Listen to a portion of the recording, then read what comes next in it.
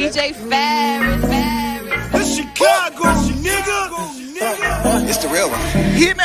Only one is pulling shit the fuck up. Let's get sports talk.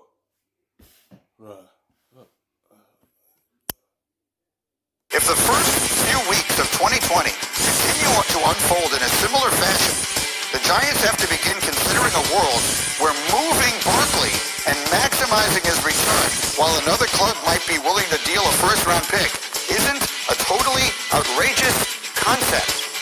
When I first read that, I almost fell out of my chair, but maybe it makes sense. Ryan Clark, what do you think? I think that's crazy. Listen, you don't work your whole life to buy the sports car. Man, that would be the dumbest trade that you will do. That you already trade away Odell Beckham. And if you trade Saquon, that would be the mistake to the Giants. Figure out a way to build around him and Daniel Jones. Put a good team together to be able to help this organization start winning again.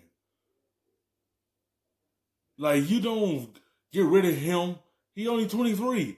Somewhere else get him in that organization. He's going to be an impact player like that for that team. Because he instantly brings offense there. Like, he instantly is a safety blanket for any quarterback. Don't get rid of him. Because you already got rid of Odell.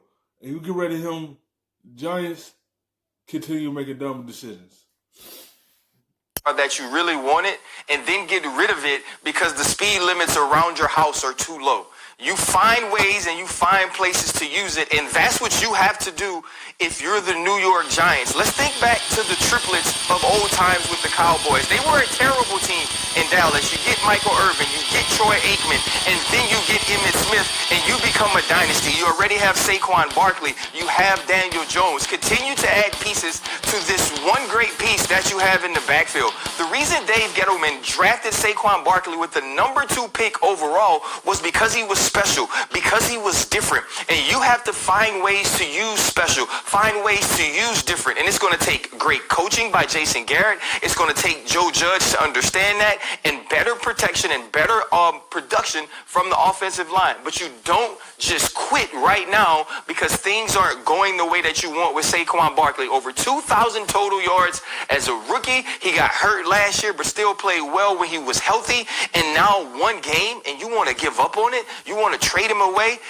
Yes, you're going for one game that he could get yards because your offensive line ain't create holes for him. Every time they hand the football to him, someone in his face, you have to restructure that offensive line to be able to help your run game out. To be able to open holes for him. After one game, you don't give up because you've seen how it was. You ain't had no OTAs, no training camp. So, of course, it's going to look sloppy. Of course, it's going to look like it ain't there. But you have to figure out a way to get a better offensive line for him. To be able to help him out. Not give up on him because you said how it was. That wasn't his fault in that game. It was the up front of the offensive line not creating anything for him to get through to be able to gain yards. Team already gave away one generational talent on the offensive side in Odell Beckham Jr. Let's not make that same mistake again with Saquon Barkley, because you struggle now, but you could reap the benefits later if you stick with it and do the right things. What do you think, McAfee?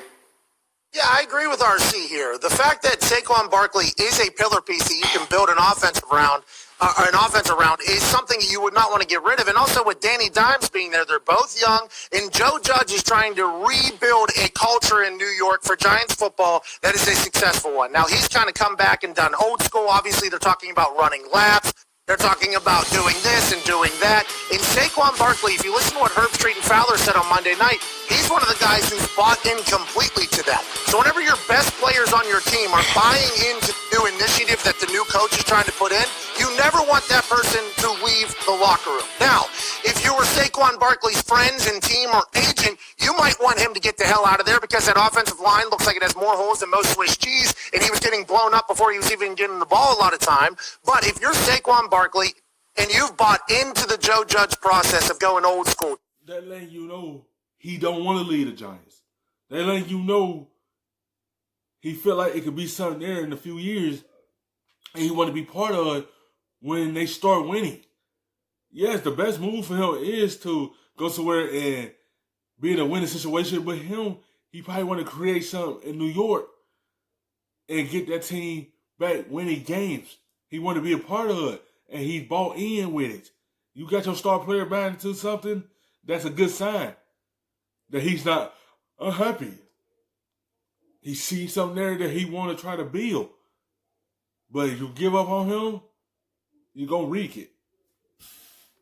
traditional, we're going to work harder than everybody else, we're going to do the Patriot way. And you have Danny Dimes. If you can fix that offensive line in the next year or two, I'm talking about Saquon Barkley rise back into prominence as being one of the best running backs in football. I don't think now is the time to get rid of Saquon, especially because he's bought in to the new culture that Joe Judge is trying to bring to Giants football. I happen to agree with both of you guys. I wouldn't trade him, but I don't think that the concept is as ridiculous as it might have seemed when I first read it. Thank you for watching ESPN on YouTube. For live streaming